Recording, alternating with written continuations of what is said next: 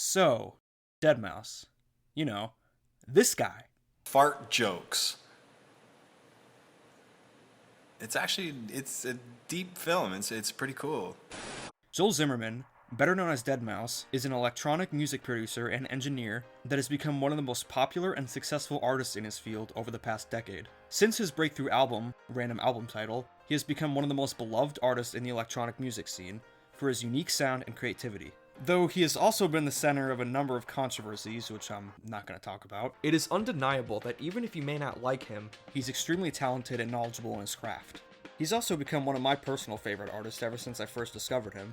I could go on and on about why, but today, I want to talk about something a little different. Even though Deadmau5 first gained popularity in the late 2000s, he's actually been making music for quite a while now. Fans of his may notice that Deadmau5 has experimented with multiple different subgenres of electronic music. This brings me to one of his earliest and most intriguing releases, where he created 2 tracks under the genre of filter house, better known as French house. Yes, I know, he's not French, just go with it. In the year 2000, Joel Zimmerman and his friend Derek Caesar released 2 tracks titled I Don't Want No Other and Suck This. They were released as a vinyl single under the name Dred and Karma. The Karma part of the name may refer to Karma K, which was Joel's solo alias at the time, whereas the Dred part may refer to DJ Funky Dred, an alias of Derek's. At the time, both Derek and Joel lived in Niagara Falls, and this record was actually Joel's first official release. Eugene Tam, the owner of a record store called Play Day Record, describes their relationship between Derek and Joel as follows. He had a studio in his house and he met up with Joel. I don't think Joel had a place to stay. He stayed in his studio a long time, just making beats, doing all that stuff and learning. Derek would always tell us to check this guy out and that he's really good. The record itself was released under the label Awesome Records. Awesome Records is a mystery, this is the only thing they ever released. For a while, it was unknown what year this record came out, but it was speculated that it was released between 1998 and 2001. Eventually, though, Joel revealed on Twitter that it was released in the year 2000. He also briefly mentioned the Dred and Karma alias once during a livestream, but unfortunately I haven't seen this livestream or an excerpt of it, and finding it would be difficult due to how many streams he's done. There's just too many to go through, and I wouldn't really know where to look or what year the stream was. However, if someone watching this can find it, please share it in the comments. Anyway, the A-side, I Don't Want No Other, was also released digitally in 2006 as part of the Deadmau5 circa 1998 to 2002 compilation. However, the B-side, Suck This, was only ever released as part of this vinyl. The cover art features an early version of the iconic mouse head. Joel would later rework it and use it for his future music projects and live performances. Anyway, without further prelude, let's discuss the 2 tracks themselves, starting with the A-side, I Don't Want No Other. The track begins with a standard drum machine pattern, accompanied by 2 short female vocal samples. After this, the bass line, and by extension the main sample, kicks in.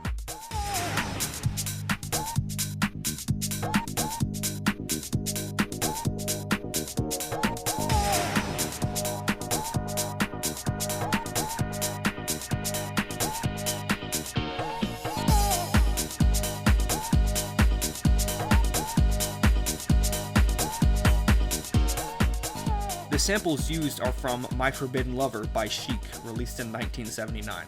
Let's take a closer look.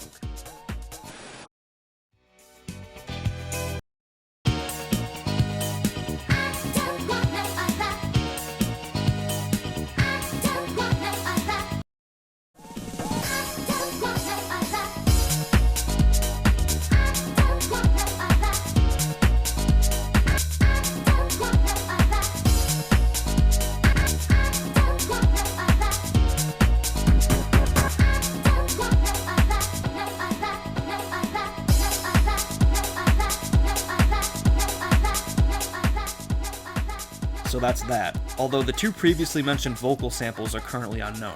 Anyway, the track itself is overall pretty standard, especially for the time, but I think it's well done and memorable. Others also seem to have similar opinions.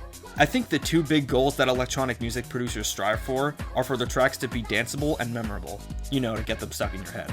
On that note, let's move on to the B-side, Suck This.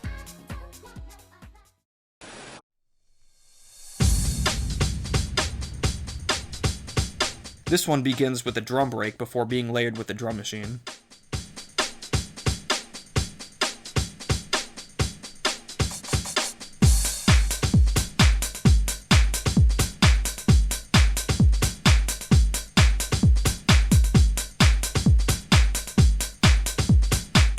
And then we get this.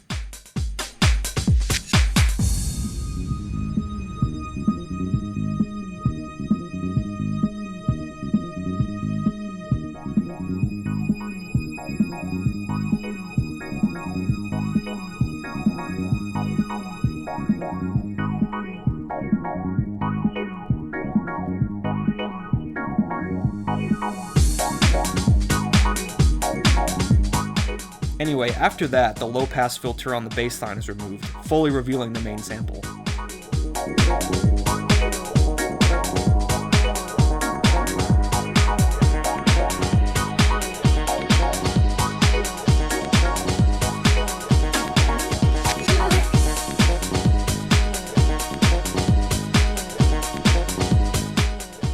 As with the other track featured here, it was lifted from My Forbidden Lover. Let's do another small recreation.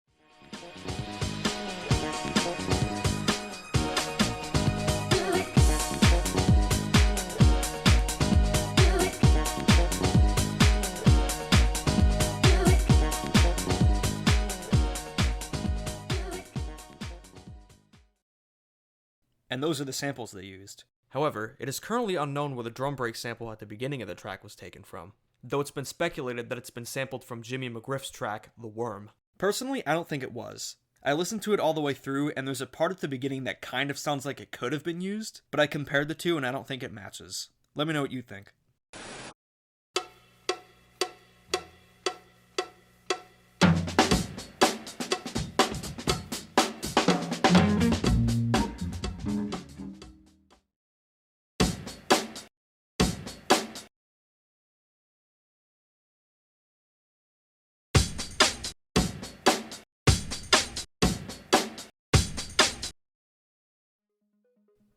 Between Suck This and I Don't Want No Other, both have a similar structure and feel to them, which is to be expected considering they both sample the same song, but they also sound different and unique enough from each other to stand on their own, while also being counterparts of each other.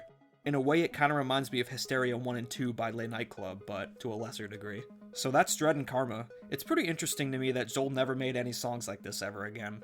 Instead, he moved on to creating different kinds of electronic music, mostly progressive house. He shifted his focus more on creating sounds and melodies from scratch rather than using samples.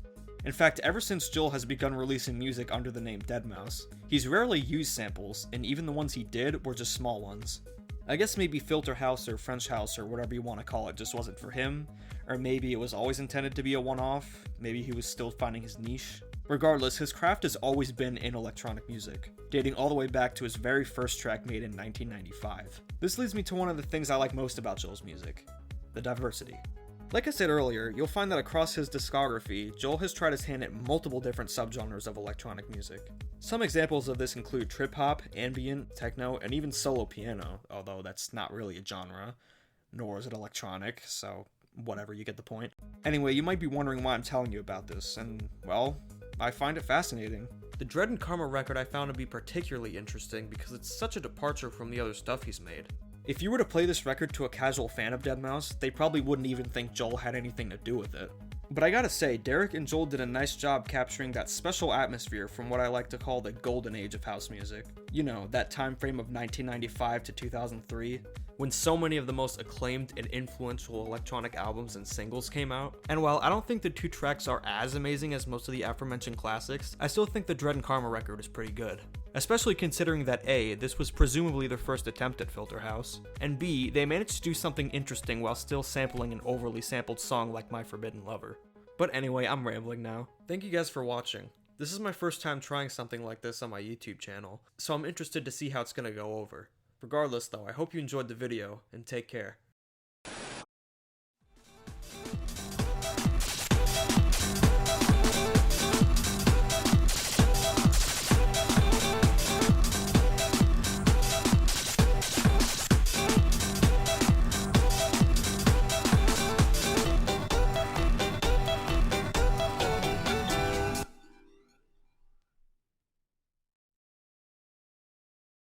Fart, fart, fart.